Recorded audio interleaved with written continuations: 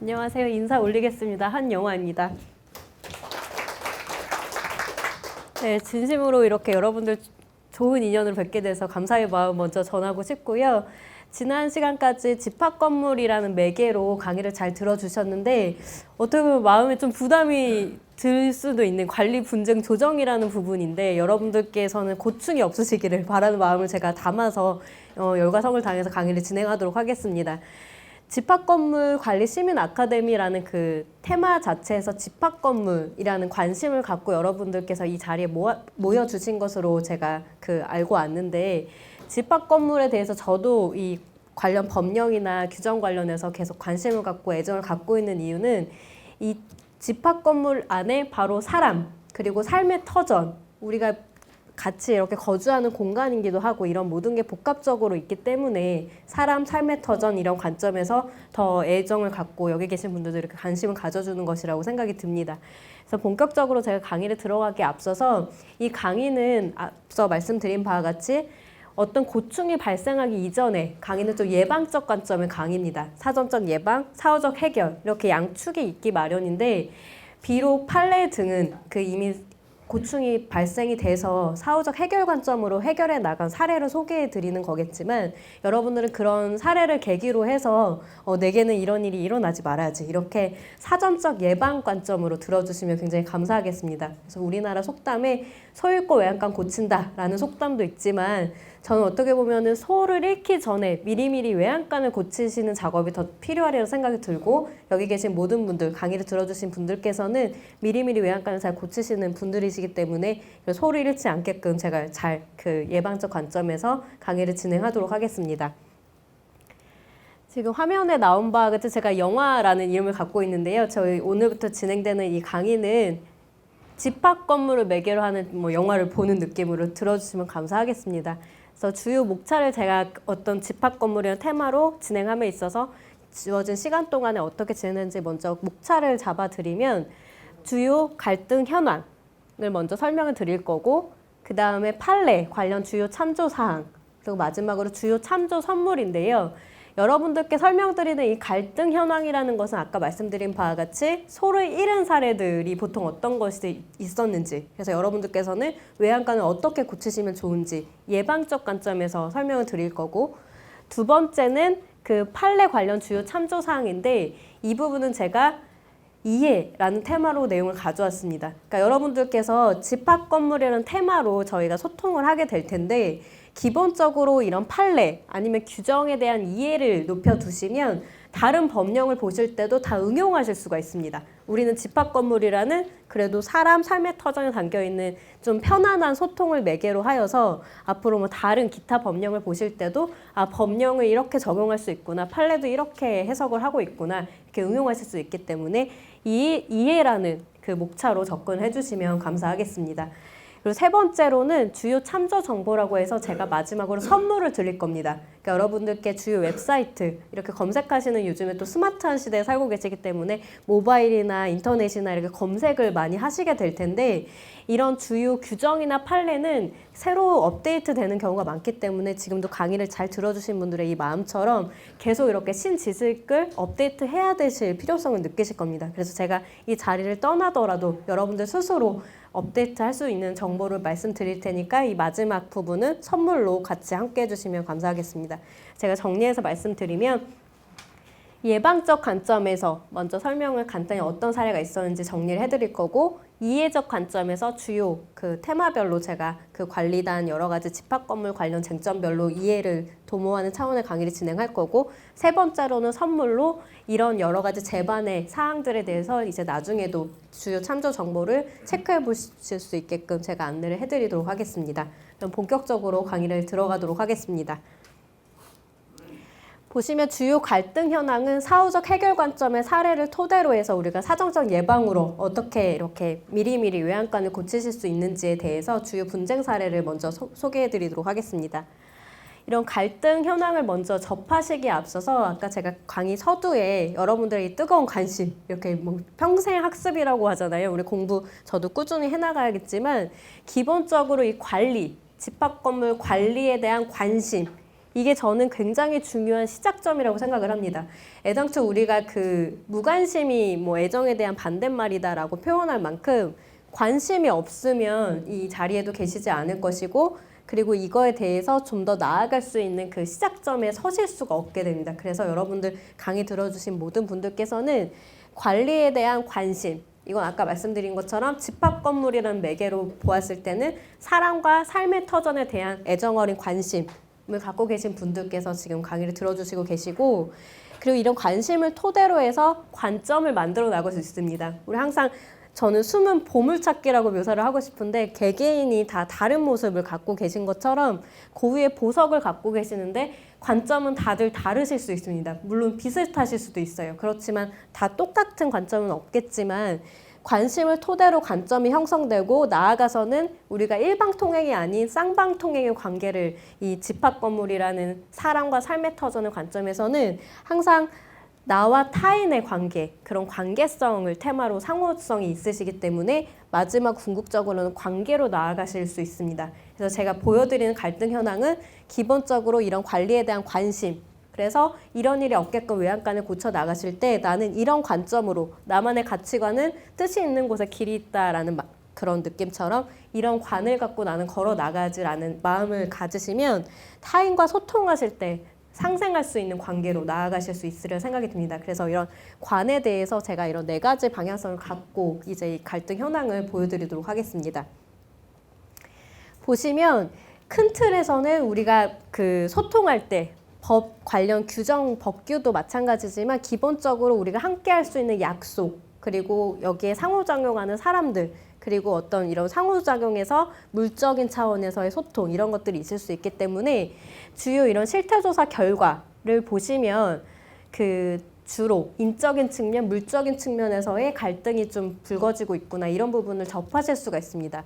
그래서 우리가 어떤 법 규정을 보실 때도 사회적 약속이다라는 표현을 하는데, 약간 더 미시적인 관점에서 우리 그 집합건물 안을 들여다보시면 우리가 함께 지켜야 될, 준수해야 될 약속이라는 규약이라는 것이 잡혀 있습니다. 근데 규약 관련해서는 그냥 임의로 마련하는 것이 아니라 그래도 의견을 수렴하여서 이 규약을 마련하셔야 되기 때문에 집합건물 법상에 규정된 규정, 제가 몇 조라고 언급을 드리지 않겠지만 이해가 중요하시기 때문에 집합건물 법상의 규정을 보시면 규약의 설정, 변경, 폐지 시에는 찬성을 요하는데, 찬성은 구분 소유자 및 의결권의 그 4분의 3 이상의 찬성을 얻어야 되는 굉장히 좀 그 기준이 있기 마련인데, 이러한 찬성 절차 없이 일방적으로 규약을 그냥 이렇게 만들었다, 임의로 설정하고 변경하고 폐지했다라고 했을 때는 규약을 맘대로, 우리 약속을 맘대로 해야 하는 결과가 초래될 수 있기 때문에 구분 소유자 및 의결권 4분의 3 이상이라는 찬성 요건을 꼭 충족을 해주셔야 됩니다. 그러니까 여러분들께서 외양간을 고친다는 관점에서 바라보실 때 4분의 3 이렇게 지금 인지를 하고 가실 수도 있겠지만, 뭔가 기준이 있다고 했는데 찬성 없이 규약을 운영할 수도 있겠구나, 그럼 매의 눈으로 여러분들께서 지켜보실 때는 우리 규약이 잘 설정, 변경, 폐지됐는지, 이런 찬성 요건을 거쳤는지, 이런 부분을 좀 체크해 주실 필요가 있습니다. 그래야 우리가 함께 공유하고 동의할 수 있는 규약, 약속으로 기능을 할 수 있기 때문에 이런 부분에 법 규정이 있는데 이런 걸 일방적으로 운영했을 때 문제가 터지는구나, 이런 관점만 가져가시면 좋겠습니다. 그 다음에는 관리인이 존재할 수 있는데, 보통 그 법 규정상에 어떻게 규정이 되어 있냐면 구분 소유자가 10인 이상일 때는 관리인을 선임하여야 한다, 이렇게 규정이 되어 있습니다. 그런데 구분 소유자가 10인 이상일 때 이제 관리인은 선임하여야 되는 의무 규정이 있는데, 구분 소유자가 아닌 제3자가 선임하는 경우, 그리고 이 관리인 선임 절차에서 관리단 집회를 거쳐야 된다라고 규정이 되어 있는데 그렇지 않은 경우, 그러니까 여러분들께서 이 모든 지금 테마별로 제가 잡아드리는 부분은 규정이 다 나와 있고 규정을 위반한 사례들입니다. 그러니까 바꿔 말씀드리면 여러분들께서 이따가 판례도 보실 텐데 항상 판례를 많이 찾으세요. 판례가 굉장히 중요하고 여러분들께 도움이 되시길 바란 마음에서 제가 대법원 판례 중심으로 가져왔는데, 사실은 많은 절차, 그러니까 사전적 예방과 사후적 해결 관점에서 규정도 굉장히 기본적으로 주요한 토대가 됩니다. 그러니까 여러분들이 판례는 이렇게 생각하시면 됩니다. 규정이 먼저 대원칙으로 바로 서야 되는 거고, 판례는 그 규정이 이제 어떻게 적용되는지 사안을 해결해 나가는 관점에서 이런 사례가 탄생되는 건데, 여러분들께서 이 규정을 위반하시지만 않은 사례들을 접하시면 사실은 무난히 순리대로, 법리 이전의 순리대로 잘 마무리가 될 수 있음에도 불구하고 판례는 그 사례별로 갈립니다. 그러니까 여러분들께서 반드시 이거는 그 불변이라는 느낌으로 개정이 되지 않는 한 규정을 원칙적으로 근거 삼아서 준수를 잘 해주셔야 되고, 판례는 부합하는, 본인의 사례와 부합하는 걸 중심으로 찾아보시면 되는데, 기본적으로 여기서도 법 규정에 있는 찬성 요건을 충족하지 않았을 때, 여기도 구분 소유자 10인 이상의 관리인 선임 의무인데 제3자가 선임했을 때, 관리단 집회 결의를 거쳐야 되는데 이거를 거치지 않고 선임했을 때, 이런 경우가 다 법 위반이기 때문에 문제가 불거졌구나. 결국 법을 잘 준수하는 테두리 안에서 기둥축을 잘 세우셔야 외양간이 튼튼하게 이렇게 지켜질 수 있겠구나. 그렇게 이해해 주시면 되겠습니다.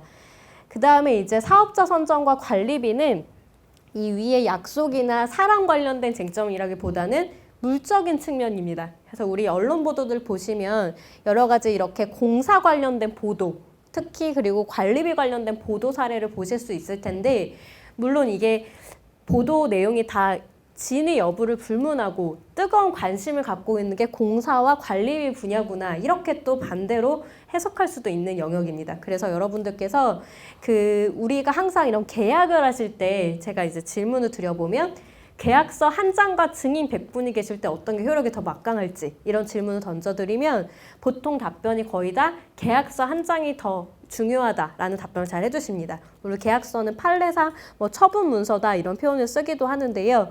계약은 그만큼 굉장히 중요한 근거로 남는 거고 그만큼 신중을 기하셔야 되는데, 우리 그 집합건물 사례에서는 공사, 사업자 선정이나 용역사업자 선정 이럴 때 문제가 될 수 있는데, 담합이나 이럴 때 단순히 이제 손해배상으로 나중에 이런 거를 잘못 계약을 체결해서 야기되는 문제 말고도 보통 형사적으로는 요즘에 입찰방해는 쉽게 표현해 드리면 어떤 입찰 방해를 할 만한 그 위험성만 존재를 하더라도 성립되는 죄명이기 때문에 굉장히 좀 이 부분이 입찰 방해로까지 번질 수 있기 때문에 좀 공사에선 유의하실 부분이 있습니다. 그래서 이런 부분은 여기 들어주시는 분들께서 아무 문제가 없으시겠지만 문제가 되기도 했고 그만큼 유의하셔야 되는 사항이 될 수 있겠다, 그렇게 알아두시면 좋겠고요.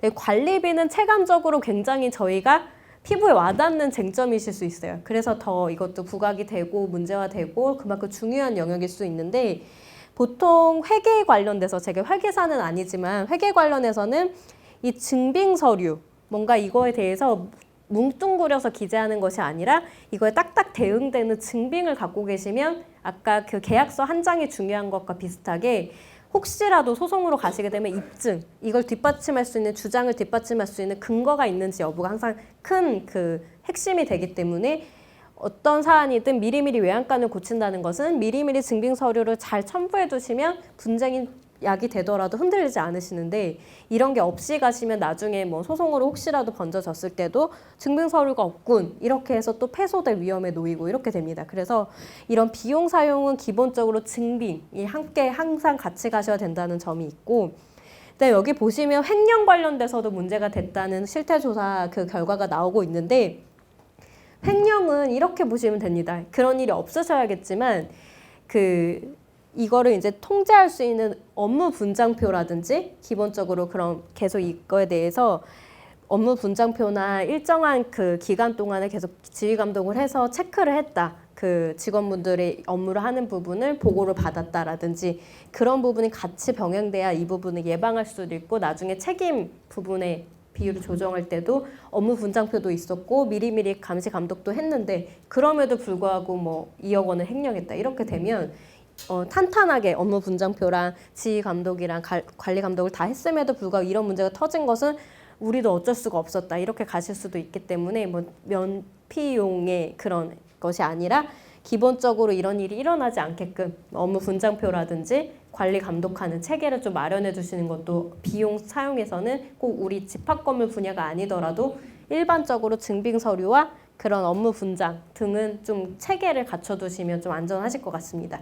그래서 제가 다시 한번 정리를 해드리면 우리의 약속, 항상 시작점은 관계에서 약속일 수 있을 것 같습니다. 그게 명시적이든 묵시적이든 우리 명시적으로 규약이 있는데 규약은 어떤 요건을 거쳐서 찬성 요건을 거쳐서 그 설정, 변경, 폐지되는 거기 때문에 이런 애당초 찬성 절차가 있었는지 내용뿐만이 아니라 기본적인 절차도 잘 준수했는지를 함께 체크해 주시고 그 다음에 이렇게 사람이 관계되는 부분에서도 그 선임 주체가 잘 됐는지 절차가 잘 진행됐는지 이런 집회가 있었는지 그런 것 부분 체크해 주시고 물리적 관점에서는 이런 그 상호성이 또 역시 있는데 계약서, 증빙서류, 그 다음에 업무 분장표 등이 굉장히 중요해질 수 있습니다. 그래서 그런 부분을 탄탄히 외양간을 미리 고쳐두시면 우리는 문제가 계속 지금 없듯이 계속 문제가 없으시겠구나 이렇게 안심하셔도 되니까 그런 포인트들을 잘 기억해 주시면 좋겠습니다. 그래서 보다 구체적인 사례는 이건 제가 요약적으로만 가져왔기 때문에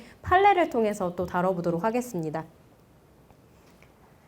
그래서 전체적으로 제가 아까 규정과 판례 이런 부분들이 다 근거가 되는데 다들 판례를 많이 이렇게 찾아보시려고 하는데 판례도 굉장히 중요하지만 기본적인 기둥축을 세울 때는 근거 규정이 어떻게 되어 있는지부터 확인해 보시는 게 가장 지름길이시다. 그 기본을 항상 떠올리시면 좋겠고 이 인치와 법치의 경계에 항상 사안들은 놓여 있습니다. 제가 관리 분쟁 조정이란 강의를 하고 있는데 이 다음 화면에서 보시는 바와 같이 어떤 이런 사안들, 특히 법원까지는 가시지 않길 바라지만 법원을 가셔야만 하는 상황에 초래되는 일들은 정답이 없어서 가는 경우가 많습니다. 우리가 야무딱지게 이쪽이 맞네, 저쪽이 맞네라고 결론이 나시는 사안은 사실은 법원까지 가시지 않으세요. 근데 이거 뭔가 애매한데? 뭐는 증빙이 없어서 이쪽이 맞는지 저쪽이 없는지 애매하다거나 이런 좀 사안이 초래될 때는 법원에 가실 수도 있는 어떤 해결 방법을 도모하시게 될 텐데 그럴 때 여기 미래의 법률가에게라는 책에 나온 표현처럼 경계선에 발을 걸친 새와 같다는 표현이 바로 그런 겁니다. 우리가 딱 야무딱지게 떨어지면 좋겠는데 약간은 가래떡처럼 쭉 늘어지는 거예요. 이게 쟁점이 딱 야무지게 정리가 되는 게 아니라. 그래서 이런 부분, 경계선에 걸쳐 있는 부분이기 때문에 여러분들께서 법에 대해서도 지금 이렇게 따뜻한 시선으로 강의를 들어주시고 계시지만 법 규정을 준수해 주시되 입법, 행정, 사법의 영역에서 사법적으로 나중에 판단을 받든 아니면 판례를 보셨다가 입법으로 이런 부분이 반영이 되면 좋겠다. 우리 행정가도 이렇게 소통하면 좋겠다라는 쟁점이 있으시면 현장 목소리를 이렇게 들려드리는 과정도 같이 병행이 될 필요가 있습니다. 그래서 법이 잘 지금 규정되어 있지만 우리 사회 현장을 반영하면서 법도 개정되고 이런 노력도 필요하기 때문에 이런 비판받아야 된다는 부분도 같이 적혀 있는 부분이고 여러분들께서 그런 일은 없으셔야겠지만 뭐 법원에서 분쟁이 있어서 사안을 올려서 소송 현장에 가셨다. 근데 승자가 있으면 패자가 있을 수 있고 이게 순리대로 결국에는 갈 수 있겠지만 그런 어떤 기복이 있으실 때에도 내가 추구하는 가치, 아까 서두에 말씀드린 본인의 관점, 뜻 이런 가치관들이 그래도 계속 살아있다라는 것, 그 부분을 함께 갖고 가시면 지금 수업을 들어주시는 그 열정처럼 그 부분에 함께 간다면 그 열정이 계속 사그러들지 않고 쭉 가실 수 있지 않을까. 그래서 모든 쟁점은 사실은 답이 없는 줄다리기 같은 경계선에 있지만 여러분들께서 존중하는 법, 때로는 비판해야 되는 현장 목소리도 반영하시고 그렇게 소통하시고 내가 생각하는 이거는 진실, 진리 그렇게 추구하는 가치에 대해서는 계속 그쪽을 향해서 그 뜻을 모아 가시고 그러면 계속 복이 이어지시지 않을까 그런 말씀을 갈등 현황에 대해서는 좀 정리를 해드리고 싶었습니다.